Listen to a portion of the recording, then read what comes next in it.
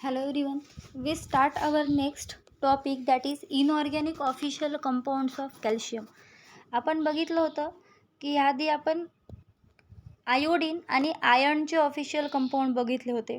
त्यामध्ये त्याच्या कंपाऊंडची डिटेल स्टडीसुद्धा केली होती.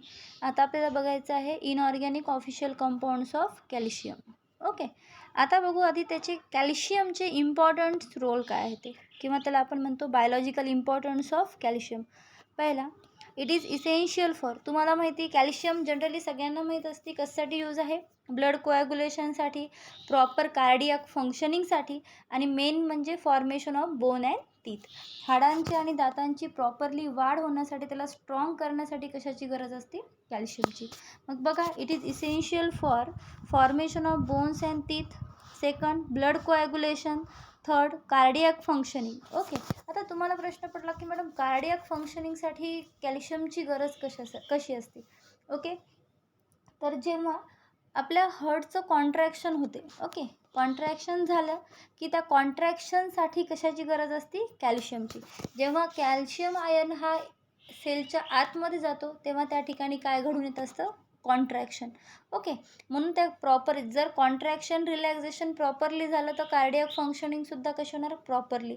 ओके, आलं लक्षात. त्यामुळे हे तीन काय त्याचे इम्पॉर्टंट युजेस. आता नेक्स्ट बघू, calcium compounds are generally administer, कोणत्या कोणत्या कंडिशनला ॲडमिनिस्टर करतो आपण. पहिला, in calcium deficiency state to treat rickets and dental caries. जर एखाद्याला जर कॅल्शियमची डिफिशियन्सी झाली, ओके, रिकेट्शिया किंवा डेंटल कॅरीज जर झाली, तर त्या कंडिशनमध्ये कॅल्शियम डिफिशियन्सी स्टेटमध्ये आपण काय देतो, कॅल्शियम कंपाऊंड देतो. Second, as a dietary supplement in tetany, pregnancy, lactation and fracture. तुम्हाला सगळ्यांना माहिती आहे, हातपाय जर मोडले तर ऑब्व्हियसली तुम्ही डॉक्टरकडे गेलं, प्लॅस्टर झालं तर डॉक्टर काय देतात, कॅल्शियमच्या गोळ्या देतात, बरोबर आहे, आलं लक्षात. त्यामुळे काय होतं, आपली जी dietary supplement, as a dietary supplement म्हणून सुद्धा आपण काय करतो, कॅल्शियम घेतो, म्हणजे डेली. ओके, जेणेकरून आपली स्ट्रॉंग, प्रेग्नेंट लेडीमधला सुद्धा देतात आणि लॅक्टेटिंग मदरला सुद्धा काय देत असतो, डायटरी सप्लिमेंट म्हणून काय भेटतं, कॅल्शियमच्या टॅबलेट्स. ओके, आणि टीटॅनीसुद्धा, म्हणजे जर एखाद्याला इपिलेप्सीचा, कन्व्हल्जनचा जर त्रास होत असेल, ओके, त्या कंडिशनमध्ये सुद्धा काय देतो आपण, as a dietary supplement calcium. Next, to treat nervous disorder like migraine. काय म्हणते, मायग्रेनला ट्रीट करण्यासाठी सुद्धा काय देतात, कॅल्शियम. आता मायग्रेन म्हणजे सगळ्यांना माहिती अर्ध डोकेदुखी. ओके, काय होतं, डोकं कंटिन्यू दुखायला लागतं, it is a nervous disorder, त्याला काय म्हणतो आपण, मायग्रेन. त्याला ट्रीट करण्यासाठी सुद्धा काय देतो, कॅल्शियम. नंतर, to treat allergic disorder like urticaria, eczema, dermatitis, asthma and hay fever.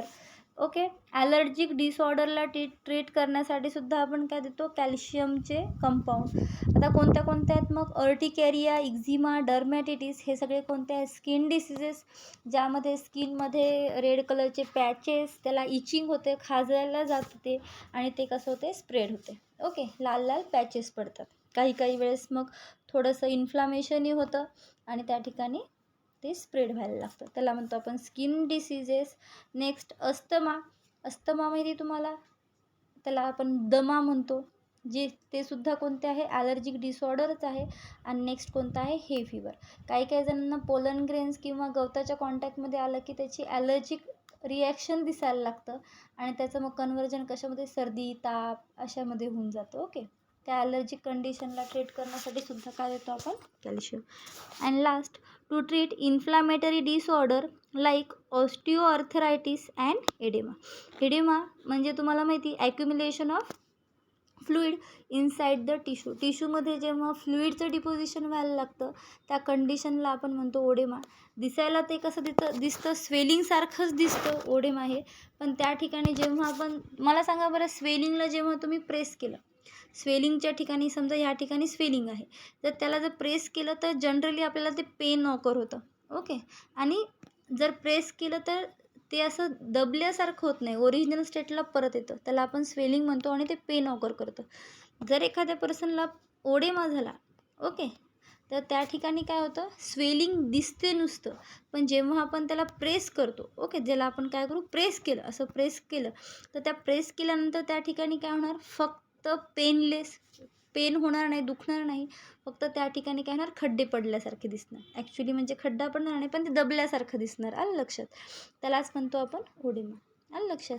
Pen आणि ओडेमामध्ये हाच आहे. स्वेलिंग म्हणजे नुसतं इन्फ्लामेशन होते, ओडेमामध्ये काय होते, deposition of fluid inside the tissue. त्या कंडिशनला. आणि ऑस्टिओआर्थरायटिस, ओके, हाडांमध्ये जर घर्षण होत असेल, अर्थरायटिस होत असेल, ओके, त्या कंडिशनला सुद्धा काय देतो आपण, कॅल्शियम कंपाऊंड. आता बघू त्याचे ऑफिशियल कॅल्शियम कंपाऊंड कोणते कोणते आहेत. बघा बरं, पहिला आहे कॅल्शियम लॅक्टेट, कॅल्शियम क्लोराईड आणि कॅल्शियम ॲसिटेट. आणि हे तिन्ही आहे, हे पर्टिक्युलरली कशासाठी यूज करतो आपण, कॅल्शियम रिप्लिनिशर. लिहून घ्या तुम्ही, कशासाठी यूज करतो, कॅल्शियम रिप्लिनिशरसाठी. नंतरचे आहेत कॅल्शियम कार्बोनेट आणि कॅल्शियम हायड्रॉक्साईड. हे दोन जे आहेत ते आपण कशासाठी यूज करतो, ॲज अ अँटॅसिड. आपण बघितलं अँटॅसिड चॅप्टरमध्ये कोणते कोणते, कॅल्शियम हायड्रॉक्साईड आणि कॅल्शियम फॉस्फेट. राहिलेले हे जे तीन आहेत, कोणते कोणते, calcium phosphate, dibasic calcium phosphate आणि ट्रायबेसिक कॅल्शियम फॉस्फेट. हे पर्टिक्युलरली कशासाठी यूज करतो आपण, फार्मास्युटिकल एड.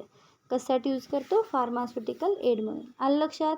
हे असे टोटल किती आहेत, 7 ऑफिशियल कॅल्शियम कंपाऊंड आहेत. पहिला आहे कॅल्शियम लॅक्टेट, दुसरा आहे कॅल्शियम क्लोराईड, तिसरा आहे कॅल्शियम ॲसिटेट, चौथा आहे कॅल्शियम कार्बोनेट, नंतर आहे calcium hydroxide, calcium phosphate, dibasic calcium phosphate आणि ट्रायबेसिक कॅल्शियम फॉस्फेट. ओके, आता आपण बघू त्याचं एक एक्झाम्पल, त्याचं एक कंपाऊंड रिलेटेड टू कॅल्शियम, जे की आहे कॅल्शियम ग्लुकोनेट. कोणता आहे, कॅल्शियम ग्लुकोनेट, ज्याचा मॉलिक्युलर फॉर्म्युला आहे C12H22O14CaH2O.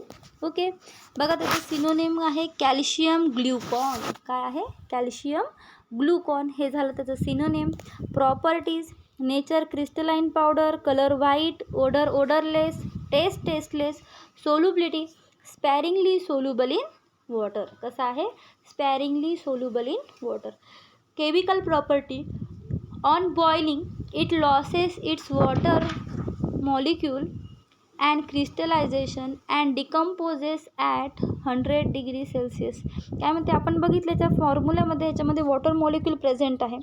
जर त्याला आपण बॉईल केलं, ओके, तर ते वॉटर मॉलिक्यूल काय होतं, लॉस होते आणि क्रिस्टलायझेशन होते. आणि त्याला 100 डिग्री सेल्सिअसला जर हीट केलं तर त्या ठिकाणी काय होते, कॅल्शियमचं डिकम्पोजिशन. ओके, नंतर बघू त्याचे युजेस. पहिला use, in calcium deficiency such as hypocalcaemia, tetany, hypocalcaemia due to the rapid growth of pregnancy. Hypocalcaemia म्हणजे काय, ज्यामध्ये कॅल्शियमची काय होत असते, डिफिशियन्सी येते, त्याला म्हणतो आपण हायपोकॅलिमिया. आणि त्या कंडिशनमध्ये आपण काय देतो, calcium gluconate. Second, as a calcium रिप्लिनिशर.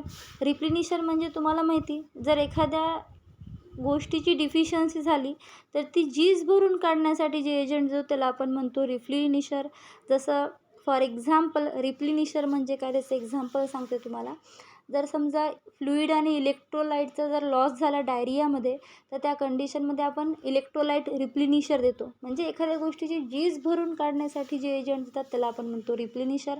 या ठिकाणी आपल्याला कॅल्शियमची झीज भरून काढायची आहे, म्हणून त्याला काय म्हणणार आपण, कॅल्शियम रिप्लिनिशर.